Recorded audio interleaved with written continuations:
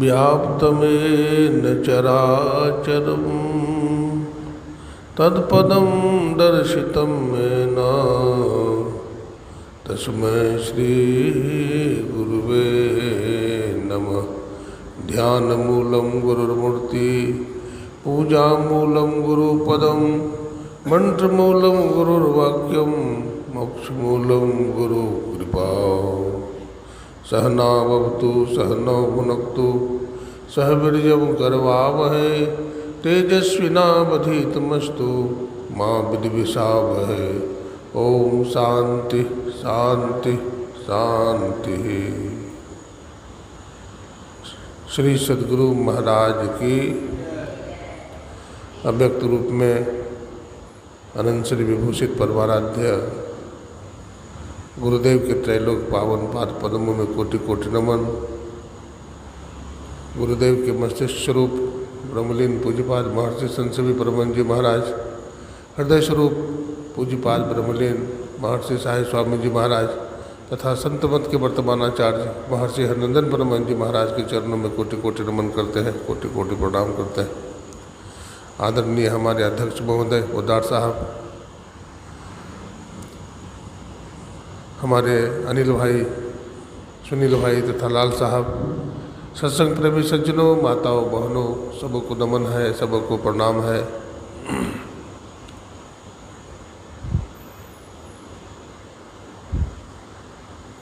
आज विजयदशमी है और विजयदशमी के दिन भगवान श्री राम लंका पर विजय प्राप्त करके अयोध्या वापस लौटे थे। अयोध्या वासियों ने घर के बाहर दिया जलाया था। दिया जलाना क्या बताता है? दिया जलाते हैं तो प्रकाश हो जाता है। दिया प्रकाश का प्रतीक है।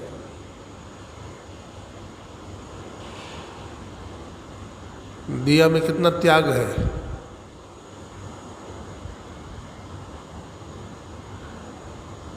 दिया जल करके दूसरों को प्रकाश देता है। दीपक भी हमारे जीवन में त्याग सिखाता है।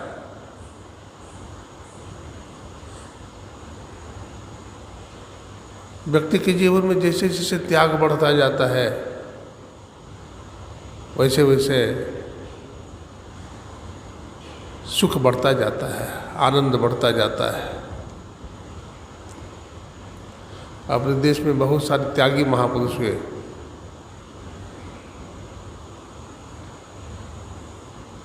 वाचस्पति मिश्र का नाम सुने होंगे आप लोग।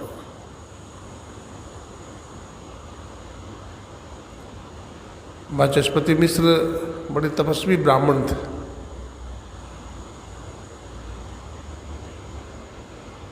उन दिनों एक टीका लिख रहे थे।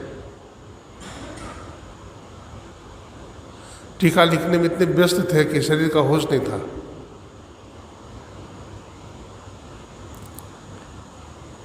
यहाँ तक हुआ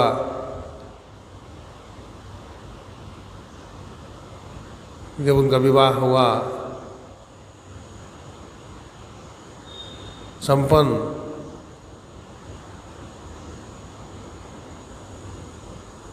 जब बारात विदा होने लगी उस समय जब वे अपने घर वापस पहुँचे तो कुटिया पर पहुँचे अपना उनकी धर्मपत्नी परम पतिव्रता, पति की सेवा करने वाली, संध्या का समय हो गया था। उनकी आसनी बिछा दी और वाचस्पति मिश्र संध्या करने के लिए लग गए, बैठ गए। उनकी धर्मपत्नी थोड़ी देर संध्या करके ध्यान करके अपने काम में लग गई। बतलाते हैं इस तरह से क्रम चलता रहा। उनकी धर्मपत्नी इधर उधर से कुछ काम करके धनोपार्जन कर लेते थे।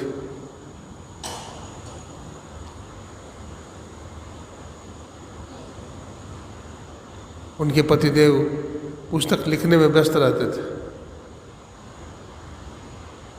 सुबह क्रियाक्रम से निवृत्त होकर उनके सामने तखत, डायरी, कलम रख देती थी। वो लिखते रहते थे। जब भोजन का समय होता था भोजन कराती थी, फिर वो लिखने में व्यस्त हो जाते थे। इस तरह से 50 वर्ष बीत गए। पुस्तक लिखने में 50 वर्ष बीत गए। उनकी धर्मपत्नी बड़ी ही निष्ठा से, श्रद्धा से अपने पति देव की सेवा करते रहे।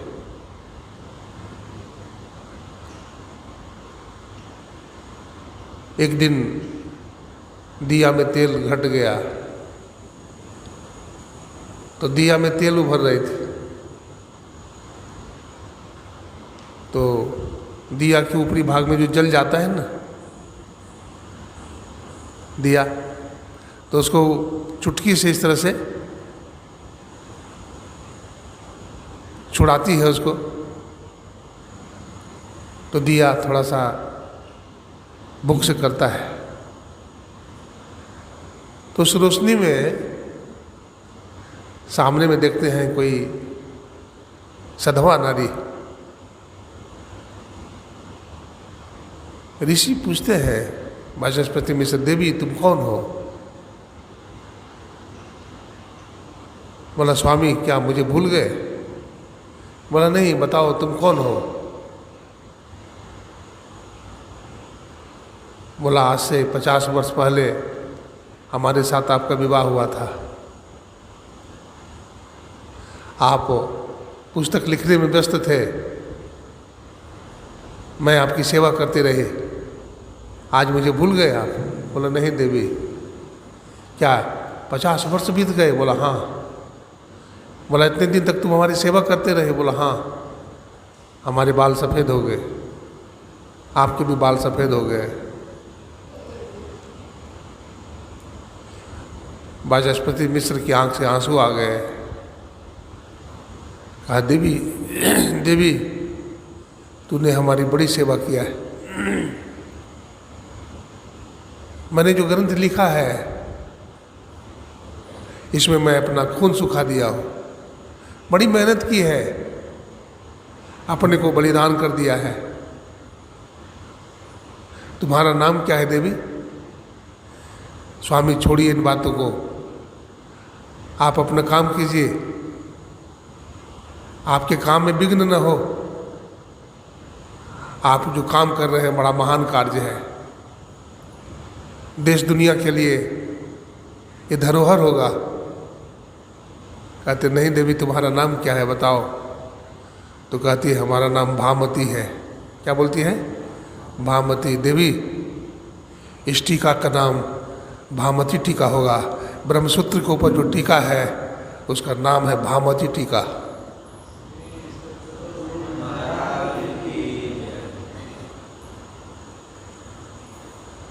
लिखा ऋषि ने नाम दे दिया अपने धर्मपत्नी का।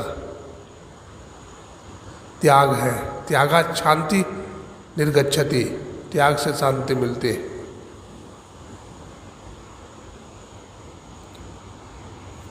बहुत उदाहरण है अपने देश में। लक्ष्मण जी महाराज का त्याग भी कम नहीं है। भगवान राम का जब वनगमन हो गया, भगवान राम, जानकी मैया, लखन जी जब चलने लगे तो उर्मिला जी की आंख में आंसू आ गए।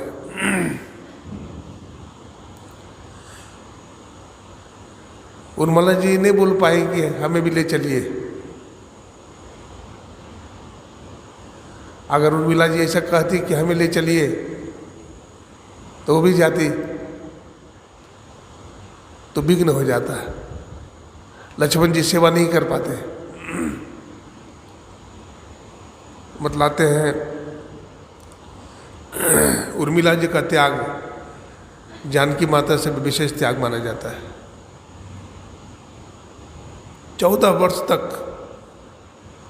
अपने पति के वियोग में इंतजार करती रही उर्मिला जी। दीवार के पास जो रोती थी तो आंख में जो काजल लगा होता था पूरा दीवार काला हो गया था।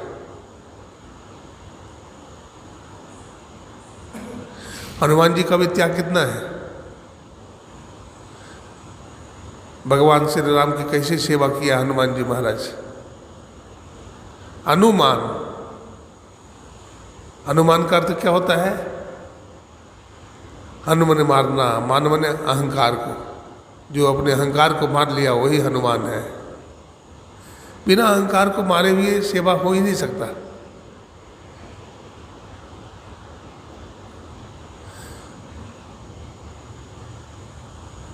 और बिना सेवा का चैन नहीं मिलता है। हमारे साहिब स्वामी जी महाराज लिखते हैं, जिसमें है सेवा भाव नहीं, साही सुख चैन कहाँ होगा। जिसमें सेवा भाव नहीं है उसमें चैन शांति सुख कहाँ से हो सकता है।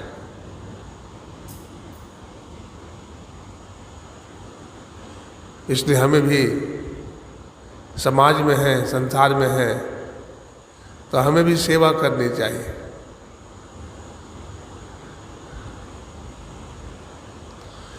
वृक्ष फल देता है, परोपकाराय फलन्ति वृक्षाः। वृक्ष स्वयं फल नहीं खाता।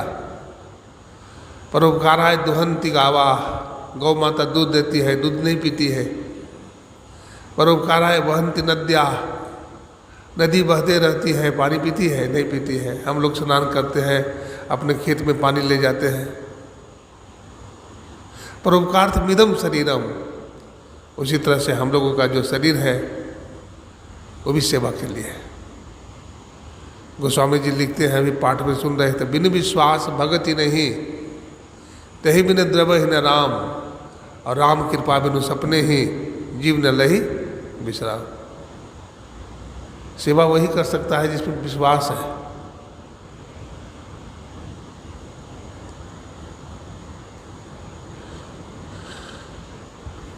जिसमें विश्वास होगा, विश्वास के बिना भक्ति नहीं आ सकती। और जब तक भक्ति नहीं आएगी तो राम जी कृपा नहीं करेंगे। जब पुल बन रहा था तो दो गिलहरी बतलाते हैं, वो भी कंकड़ पत्थर जो है तो नहीं उठा सकता है वो, लेकिन बालू पर लेट पोट करके वहाँ जाता था और वहाँ अपना शरीर को फिर झाड़ देता था।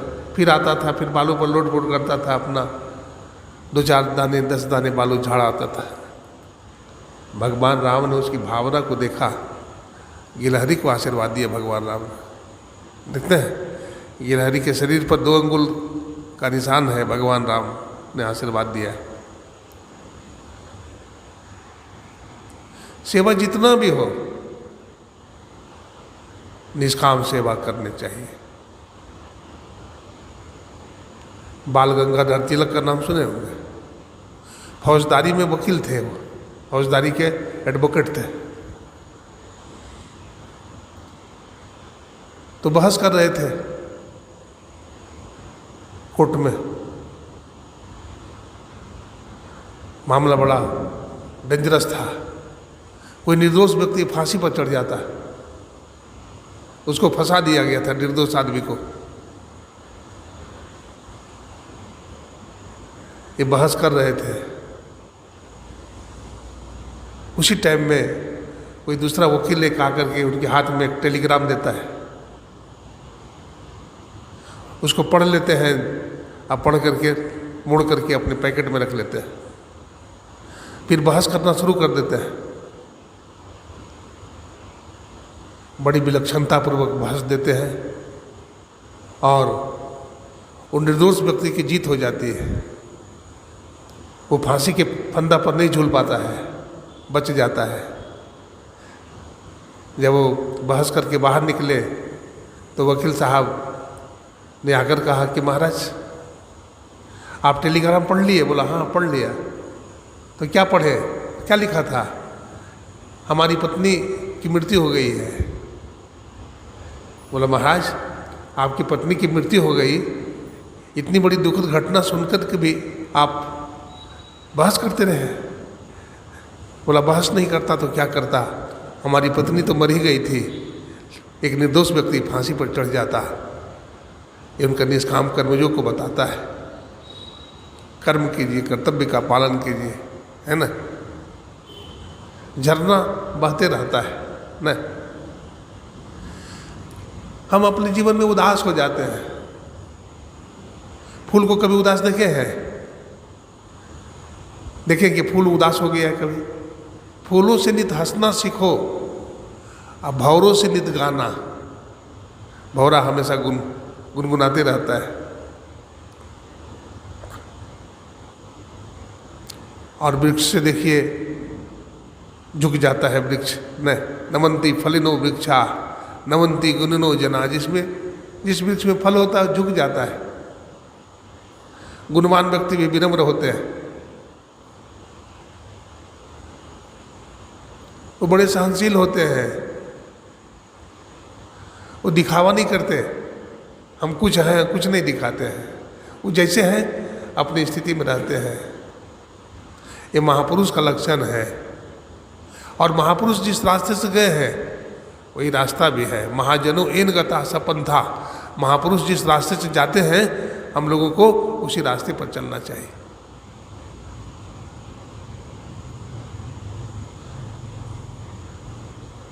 बतलाते हैं एक बार याज्ञवल्क्य के मुनि गए थे गंगा जी स्नान करने के लिए।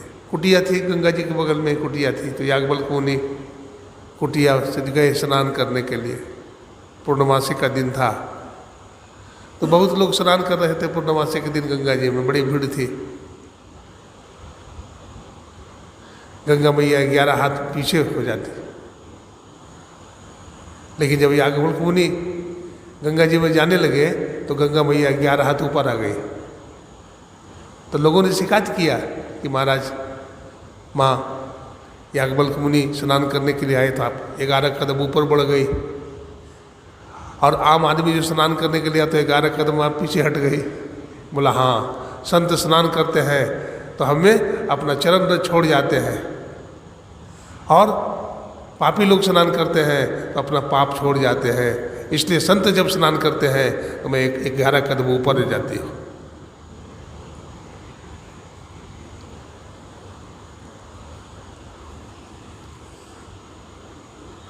संत भगवंत, संत भगवंत अंतर निरंतर किमपि विमल कह दास तुलसी। संत भगवंत में अंतर नहीं होता है। संत मिल जाते हैं तो भगवंत का मिलना कन्फर्म हो जाता है। भगवान कृष्ण कहते हैं मैं संतन के पीछे जाऊं, मैं संत के पीछे पीछे चलता हूं। कहा भगवान आप संत के पीछे पीछे क्यों चलते हैं? कहा हाँ, संत के पीछे पीछे इसलिए चलता हूं कि जब संत चलते हैं तो उनका चरण का धूल जो है उड़ता है और हमारे माथे पर आ जाता है। मैं पवित्र हो जाया करता हूँ, इसलिए मैं संत के पीछे पीछे चलता हूँ। तो भगवंत भी संत के पीछे पीछे चलते हैं। भगवान राम को ही देखिए, वनवास के क्रम में भगवान राम कितने ऋषि मुनि की कुटिया पर गए। याज्ञवल्क्य मुनि की कुटिया पर गए, भारद्वाज मुनि की कुटिया पर गए, सरभंग मुनि के कुटिया पर गए, सुतीक्ष्ण मुनि के कुटिया पर गए, माता सबरी के कुटिया पर गए, वाल्मीकि मुनि के कुटिया पर गए न। और सबसे जाकर के ज्ञान लिया, अस्त्र शस्त्र भी मिला, अमोघ मान मिला, और जिसे रावण पर विजय प्राप्त करने में भगवान राम समर्थ हो पाए, है ना। भगवान राम शिक्षा देते हैं हम लोगों को। भगवान राम देखिए, भगवान शंकर का धनुष था और जिसको भगवान राम ने तोड़ा है न। शंकर चाप जहाज जनकपुर में, जनकपुर में जब भगवान राम को कौन ले गया जनकपुर में? विश्वामित्र मुनि ने। उनके पास निमंत्रण आया कि महाराज हमारी बेटी का स्वयंवर है, उसमें आप पधारिए। तो श्री राम लक्ष्मण को लेकर के गए थे वाल्मीकि मुनि, विश्वामित्र मुनि, और बड़ी भीड़ भाड़ थी वहाँ। धनुष यज्ञ था, रावण, कुंभकर्ण, बाणासुर, बड़े बड़े वीर नरेश आए थे तोड़ने के लिए। कोई नहीं तोड़ पाया, है ना। तो राजा जनक उदास हो गए, माता सुनैना रोने लगी, हमारी बेटी अब कुमारी रह जाएगी। तो उनको रोते देखकर इनको दुख हो गया, इनका हृदय द्रवीभूत हो गया। विश्वामित्र मुनि का कहा, बेटा राम उठो, अब धनुष को तोड़ो तुम। तो भगवान राम सोचते हैं भगवान शंकर का धनुष है, तोड़ना बड़ा कठिन है। तो सबसे पहले गुरु जी को प्रणाम करते हैं कि गुरु महाराज की कृपा हो जाएगी। गुरु भी न होई कि ज्ञान सुन रहे थे, और ज्ञान के होई विराग बिनु, अगावह वेद पुराण, सुख लाई हरि भगत बिनु। भक्ति का जो काम है सदगुरु से ही शुरू होता है, ज्ञान गुरु से ही मिलता है। वो क्या करते हैं, पहले भगवान शंकर के धनुष को प्रणाम करते हैं भगवान राम, और एक हाथ से उठाते हैं। अब धनुष तो उठाते हैं तो धनुष में दो चीज़ है, डोरी है और कमानी है। भगवान राम क्या करते हैं, जब प्रत्यंचा चढ़ाते हैं तो कमानी को अपने से दूर कर देते हैं और डोरी को अपने छाती से लगा लेते हैं। जोर से खींचते हैं कमानी को, धमाका होता है और धनुष टूट करके एक बहुत बड़ा भाग चला जाता है। धनुषा नेपाल में है, कहाँ? धनुषा एक जगह है नेपाल में, वहाँ चला जाता है। वो रखा हुआ भी सुरक्षित।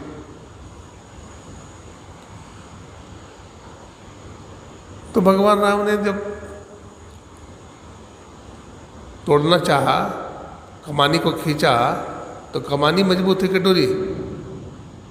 क्या मजबूत है? कमानी मजबूत है, डोरी कमज़ोर है। तो टूटना किसको चाहिए? डोरी को टूटना चाहिए।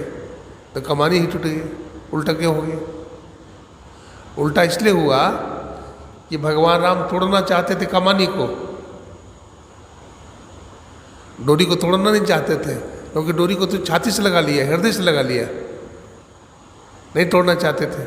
तोड़ना नहीं चाहते थे कमानी को, तो कमानी को अपने से दूर कर दिया। भगवान राम कहते हैं, ये दुनिया वाले लोगों, मैं जिसको तोड़ना चाहता हूँ, चाहे रावण और कुंभकर्ण की तरह बलवान क्यों न हो, जिसको मैं अपने से दूर कर देता हूँ वो टूट जाता है।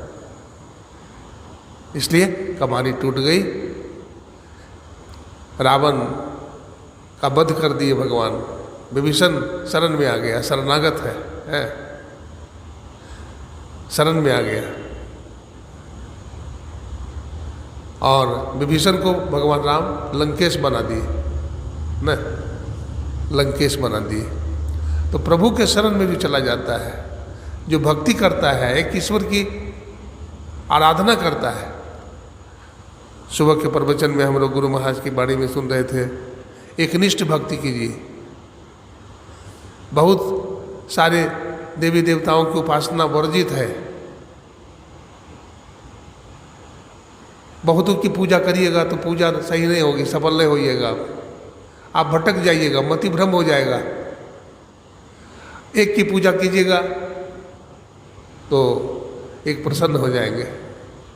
पतिव्रता माताएं होती, उनकी एक ही पति होता है, हजार नहीं होते हैं, सेवा सबकी करती है, लेकिन पति एक ही होता है।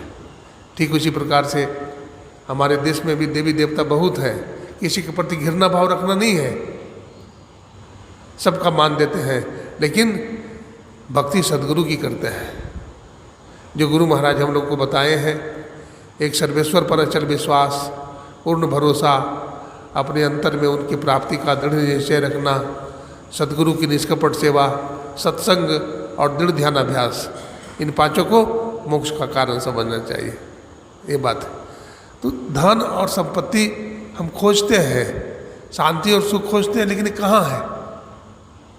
एक सेठ जी थे, ठीक है, एक सेठ जी थे। तो सेठ जी को एक ही बेटा था, वो विदेश में रहता था, कभी अपने पिताजी के पास भी आता था। उसके पास एक मुंशी था, मुनीम जी। तो सेठ जी का लंबा चौड़ा कारोबार था, बहुत धन संपत्ति थी, और सबको उधार देते थे, कर्ज देते थे, वो सूद पर ब्याज लगाते थे। एक बार सेठ जी अस्वस्थ रहने लगे, बीमार हो गए, ज़्यादा ही बीमार हो गए, तो शरीर छूट गया उनका। शरीर छूट गया तो बेटा विदेश से आया, पिताजी का अंत्येष्टि संस्कार हुआ। अंत्येष्टि संस्कार होने के बाद बेटा पिताजी का तिजोरी खोला तो देखा कि धन संपत्ति गायब है, कुछ भी नहीं है। बही में लिखा हुआ था, मैं अपनी संपत्ति मंदिर के त्रिशूल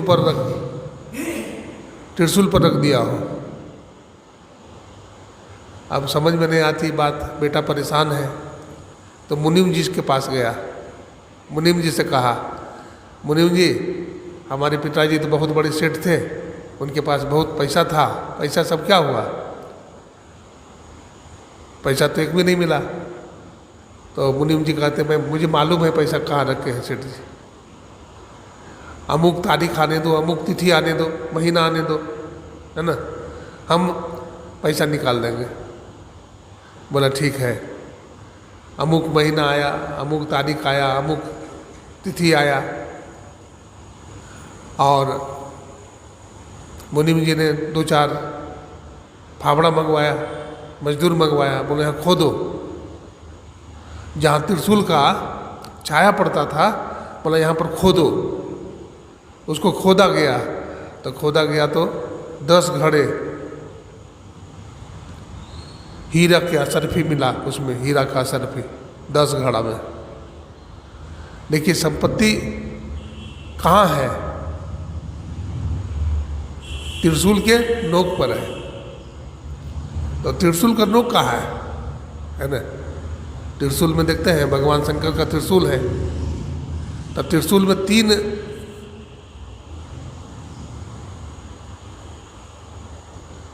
शूल है, त्रिशूल में 3 शूल है।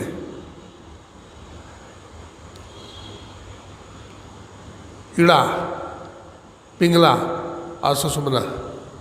हाँ, इड़ा रजोगुण का प्रतीक है, पिंगला तमोगुण का प्रतीक है, और सुषुम्ना वो सतगुण का प्रतीक है ना। तो वहाँ पर जब खोदा गया तो धन मिल गया। हम लोग भी धन इधर उधर खोजते हैं, है ना। इधर उधर धन नहीं मिलेगा, सच्चा धन मिलेगा अपने अंदर। सच्चा सुख, सच्ची शांति कहाँ मिलेगा? अपने अंदर मिलेगा। तो इसके लिए जब तक मुनीम के पास हम नहीं जाएंगे, मुनीम कौन है? सद्गुरु। सद्गुरु रूपी मुनीम के पास हम जाएंगे, वो हमको रास्ता बता देंगे कि यहाँ पर खोदो, है ना, यहाँ पर ध्यान लगाओ, वो धन हमें प्राप्त हो जाएगा। राहें गई है बड़ी झीनी है साधो नैन नगर से। नैन नगर से रास्ते गए हैं ईश्वर के पास जाने का, है ना। नैन नगर से अगल बगल कहो दृष्टि न डोले, सन्मुख बिंदु पकड़ लागी, सुखमनिया में मोरी नजर लागी। हम लोग ध्यान करते हैं तो अगल बगल दृष्टि को नहीं ले जाना है, सन्मुख कहते हैं, सामने में देखिए। तुलसी साहब कहते हैं, सुन आए तकी न जाइयो जिन्हार देखना, अपने में आप जलवे दिलदार देखना। अपने आप में जलवा है यानी प्रकाश है।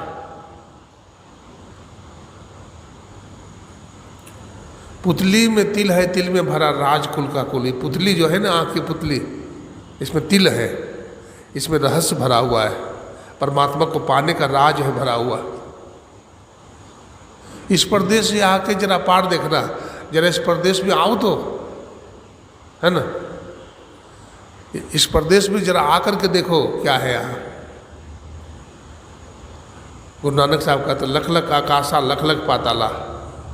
हमारे शरीर में लाखों लाख आकाश है और लाखों लाख पाताल है। तारा चढ़िया लम्मा क्यों नदर निहालिया राम, सेवकपुर करम्मा सदगुरु सबद दिखा लिया राम। नानक साहब कहते हैं मैं फांद करके तारा पर चढ़ गया। तो शरीर फांदा नहीं, नहीं शरीर नहीं फांदा, सूरत फांद गई। सूरत फांद करके तारा पर चढ़ गया।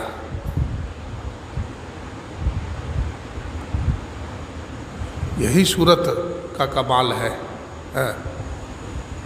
बाएं सूर्य चंद्रमा दाएं, तिनके बीच छिपाना है, गगन की ओट निशाना है।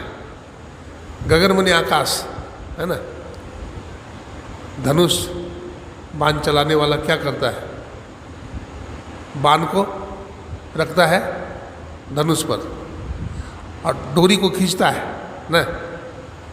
अब एक पैर को आगे कर लेता है, एक पैर को पीछे कर लेता है, ताकत लेता है धरती से, और जितना जोर से डोरी को खींचता है बाण उतना तेजी से आगे की तरफ बढ़ता है, सरकता है। हम भी जब ध्यान करते हैं तो सूरज के डोर को चढ़ाते हैं, सूरज रूपी डोर को चढ़ाते हैं, उसको खींचते हैं, निशाना पर लगाते हैं। वो बिंदु निशाना है ना। द्रोणाचार्य जी महाराज वो सिखा रहे थे धनुष विद्या पांडवों को, तो पूछते थे बोलो क्या दिखाई पड़ता है? तो कोई कहता था चिड़िया दिखाई पड़ती है। बोला तुमको क्या दिखाई पड़ता है? तो डाल पात दिखाई पड़ते हैं। तो अर्जुन बताएगा तुम्हें क्या दिखता है? तो अर्जुन ने कहा हमें चिड़िया की आँख दिखाई पड़ती है। बोला बेटा तू ही सही देखता है, मारो निशाना। देखिए ऐसा निशाना मारा चिड़िया की आँख में, परछाई को देख करके मारा निशाना आँख में। गगन की ओट निशाना है, ये निशाना है। ये निशानाबाजी करते करते, अभ्यास करते करते, दृष्टि योग का अभ्यास करते करते होगा, है ना। तजो पिंड चढ़ जाओ ब्रह्मांड है वीर हो, पेलो सुखमन दिष्ट शिष्ट जो तीर हो, अब बिंदु नाद अगुवाए तुम्हें ले जाएंगे, हरिहारे में ही ज्योति मंडल सहनाथ की सैर दिखाएंगे। दृष्टि योग अभ्यास अति ही करत, कपनी सहजय छुटे प्रौढ़ हो गए सूरत, दिल दरवाजा टूटे नजर की जोर से, हरिहारे में ही लगे टकटकी खूब जोर बर जोर से। ये टकटकी लगेगी तो इसके लिए अभ्यास की जरूरत है, भक्ति करने की जरूरत है। भक्ति तात अनुपम सुख मूला, अब मिल है जो संत हो ही अनुकूला। भक्ति सुख की जड़ है। ईश्वर परमात्मा को हम प्रसन्न करते हैं।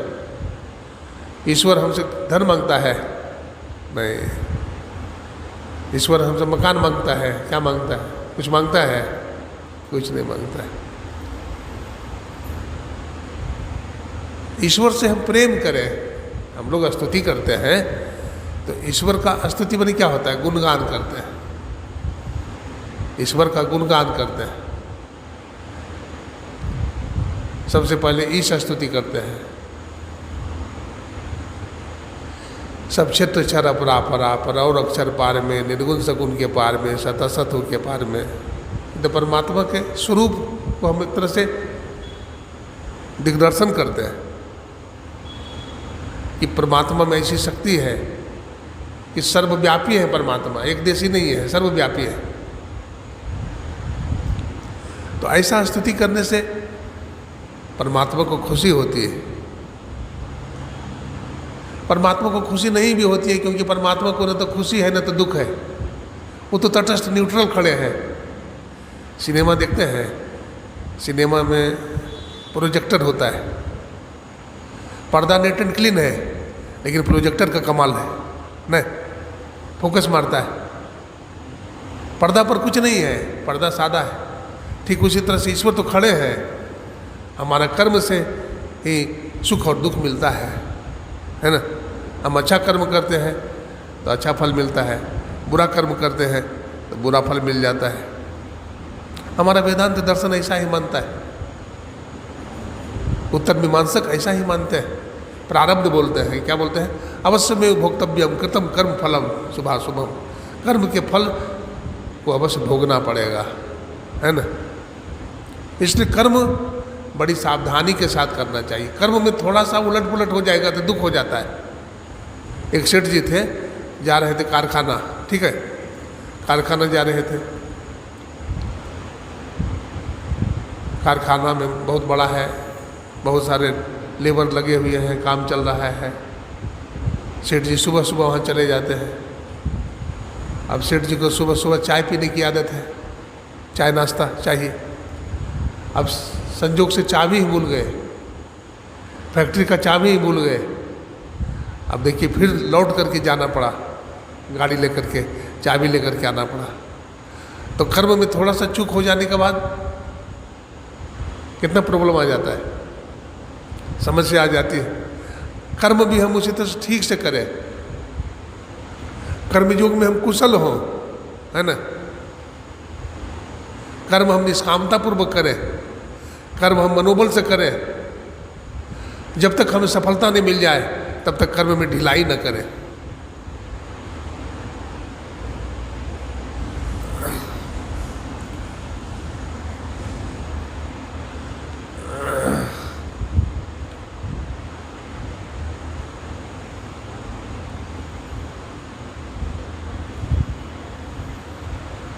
कर्म जो है 3 तरह का होता है, संचित, प्रारब्ध और क्रियमान, है ना। अभी हम लोग कर्म जो कर रहे हैं क्रियमान कर्म है। क्या है? ये क्रियमान है। और क्रियमान में से संचित हो रहा है, हैं? कुछ अच्छा कर रहे हैं, कुछ गलत कर रहे हैं। तो जो अच्छा कर रहे हैं वो शुभ कर्म है, उसका पुण्य मिलता है। जो गलत कर्म कर रहे हैं वो पाप हो रहा है ना, वो भी जमा हो रहा है। और प्रारब्ध जो पक जाता है पूरा, फल देने लायक हो जाता है। आम का गाछ में सब फल एक ही दिन थोड़े पकता है, कोई आगे पकता है, कोई पीछे पकता है। और जो पक जाता है हवा का झोंका से गिर जाता है ना। तो जो हमारा कर्म पक गया है वो फल दे देता है। चाहे अच्छा कर्म हो चाहे बुरा कर्म हो, जो पक जाता है वो फल दे देता है। बोलते हैं हमारे जीवन में ऐसा हो गया, हमारे जीवन में ऐसा हो गया। अरे भाई, हम ही बोए हैं, हम ही बीज बोए हैं, और हमारा ही बोया हुआ वो फल सामने में आता है तो हम घबरा जाते हैं। नहीं घबराना चाहिए। परमात्मा का प्रसाद समझ करके उसको क्या करना चाहिए? साधक को ग्रहण करना चाहिए। हमें सुख भी प्यारे हैं, हमें दुख भी प्यारे हैं। हम छोड़े किसे भगवान, दोनों ही तुम्हारे। तो सुख हो चाहे दुख हो, समर्पण बुद्धि से हमें स्वीकार करना चाहिए, है ना। देखते पानी ले जाता है माली, खेत में ले जाता है ना, पानी खेत में माली ले जाता है। अब पानी कहेगा कि हम उधर नहीं जाएंगे, इधर जाएंगे, तो पानी को बड़ा कष्ट होगा। लेकिन माली जिधर ले जाना चाहता है पानी को, हम उधर ही चले जाएंगे तो कोई कष्ट होगा? पानी को कोई कष्ट नहीं, बड़ा सुख है। तो परमात्मा की इच्छा में अपनी इच्छा मिला दीजिए। परमात्मा की इच्छा में अपनी इच्छा मिला दीजिए। एक रविंद्रनाथ थे, कोई पादरी, ठीक है, पादरी थे रविंद्रनाथ, बड़े विद्वान थे। तो चर्च में जाकर के शिक्षा देते थे, चर्च में शिक्षक थे वो, लेकिन बड़े ज्ञानी थे वो। बहुत बढ़िया ढंग से वहाँ जाकर के प्रवचन करते थे वो। लोग उनके प्रवचन को बहुत सुनना चाहते थे। बंगाल की बात है। तो बंगाल में एक बार प्लेग फैल गया था, बहुत ज़बरदस्त प्लेग फैला था। आदमी चलते चलते गिर जाते थे, मर जाते थे। उनको 3 बेटा था, रविंद्रनाथ जी को, पादरी को 3 बेटा था, और तीनों बेटा प्लेग से ग्रसित हो गया। और एक ही रात में, दिन में खेल करके आया, शाम में तीनों बेटा एक एक घंटा के बाद में मर गया। अब उनकी धर्मपत्नी बड़ी दुखी हो गई बेचारी। पतिदेव अभी तक आए नहीं हैं, पतिदेव अभी तक आए नहीं हैं, और तीनों बेटा मर गया है। तीनों बेटा को पलंग पर लेटा देती है, तीनों बेटा को। उनके पतिदेव आ जाते हैं तो उनसे ये नहीं कहती है कि आपका तीनों बेटा मर गया है। उनको भूख लगी थी, सबसे पहले भोजन करवा देती है। भोजन करवा देने के बाद अपने पतिदेव से कहती है, कुछ दिन पहले की बात है कि उनकी धर्मपत्नी कुछ सामान लाई थी पड़ोसी से, चावल, कुछ तेल मसाला लाई थी उधार। तो उनके पतिदेव ने कहा कि आप कहे थे ना, आपसे मैं पूछी कि सामान उधार लाई हूँ तो उसको पहुँचा दो। तो रविंद्रनाथ ने कहा था कि हाँ, इसमें पूछने की क्या बात है, उधार बकाया जो लाई है उसे देना ही चाहिए, देना ही चाहिए। तो आज मैं आपसे कह रही हूँ। वो पूछते हैं कि बेटा कहाँ गया तीनों? बोला खेल रहा होगा। बोला तीनों बेटा खेल रहा है? ऐसा तो नहीं कि तीनों बेटा खेल रहा होगा। बोला हाँ, आज तीनों खेलने के लिए गया था, थक गया है, सो गया है।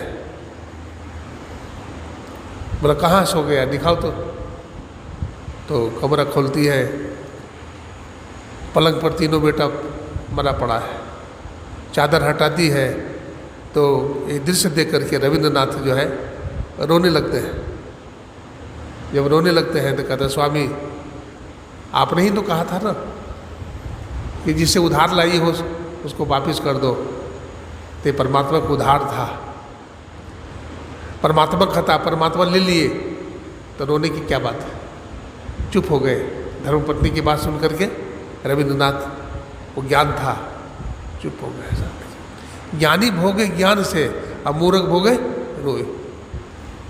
ये शरीर नाशवान है, ये संसार नाशवान है। हमारे जीवन में भी बहुत उथल पुथल होता है, कोई ना कोई मरते रहते हैं, बहुत बड़ी हादसा हो जाती है। लेकिन ज्ञानी पुरुष घबराता नहीं है, वो समझता है इसे संसार में रहने की आयु इतनी ही थी, इस पदार्थ को, इस वस्तु को नष्ट होना था, नष्ट हो गया। विधि का विधान जान, हानि लाभ सहिए, जाहे विधि राखे राव ताहे विधि रहिए। तो विधि का विधान है, इसलिए यही विवेक बुद्धि है ना। महर्षि वेदव्यास जी कहते हैं, नित्य अनित्य वस्तु विवेका। नित्य वस्तु और अनित्य वस्तु का विवेक करो कि नित्य वस्तु क्या है। नित्य वस्तु क्या है? हमारी आत्मा, शरीर, संसार, मकान, दुकान, जितना भी संसार दिख रहा है सब नाशवान है। केवल हमारी आत्मा जो है ये नित्य है। इसी को जानना है। इसी को जनाने के लिए भगवान कृष्ण ने अर्जुन को 18 अध्याय गीता समझाया न, 18 अध्याय गीता समझाया भगवान ने। तब अर्जुन को ज्ञान हुआ है। तब अर्जुन ने कहा, नष्टो मोहा स्मृति लब्धा। महाभारत के युद्ध में देखते हैं जहाँ पर आध्यात्मिक जिज्ञासा की है अर्जुन, हाँ, अर्जुन प्रश्न पूछ रहा है, जहाँ पर न जाने किसका बाण किसके छाती को चीर करके बाहर निकल जाएगा, आर पार हो जाएगा, वहाँ पर जिज्ञासा कर रहा है। गीता का 8वां अध्याय पढ़िए, अर्जुन पूछता है, एक बार 8 प्रश्न करता है भगवान से, किम तद ब्रह्म, ब्रह्म क्या है? किम अध्यात्मम, अध्यात्म क्या है? अधिभूतम, अधिभूत क्या है? किम तद ब्रह्म किम अध्यात्मम, किम कर्म, कर्म क्या है? अकर्म क्या है? विकर्म क्या है? अधिभूतम च किम प्रोक्ता अध्यज्ञम किमुच्यते। ब्रह्म क्या है? कर्म क्या है, अकर्म क्या है, विकर्म क्या है, अध्यात्म क्या है, प्रकृति क्या है, माया क्या है, ईश्वर क्या है, ऐसा प्रश्न अर्जुन करता है। तो भगवान भी सभी प्रश्न का उत्तर दे देते हैं। भगवान भी कहते हैं अर्जुन तूने जिज्ञासा किया है तो हम तुम्हारे सारे प्रश्नों का समाधान कर देंगे। अच्छा, सदगुरु कौन होता है? जो साधक के सब समस्या का समाधान कर दे, वो सदगुरु है। सदगुरु वो है जो साधक के पाप को खा जाए। हाँ, सदगुरु हैं जो साधक के पाप को खा जाए, वो सदगुरु। तो सदगुरु से प्रेम करना चाहिए, उनकी भक्ति करनी चाहिए। हैं, उनकी भक्ति किए बिना हमारा विजयदशमी नहीं होगा। हैं, इंद्रियों का निग्रह करें, मन को काबू में करें, त्रैकाल संध्या करें, सदाचार सुचाचार का पालन करेंगे, तभी हम आत्म विजेता हो सकेंगे, अपनी आत्मा को जान सकेंगे, है ना। वरना नहीं जान सकते हैं। तो सबका विजयदशमी सफल हो, सबको अपने जीवन में लक्ष्य मिले, परमात्मा मिले, ईश्वर मिले, सबका दुख दूर हो। हे ईश सब सुखी हो, कोई न हो दुखारी, सब हो निरोग भगवन धन धान के भंडारी। सर्वे भवन्तु सुखिनः, सर्वे सन्तु निरामया, सर्वे भद्राणि पश्यन्तु मा कश्चित् दुःख भाग् भवेत्। ओम शांति शांति शांति।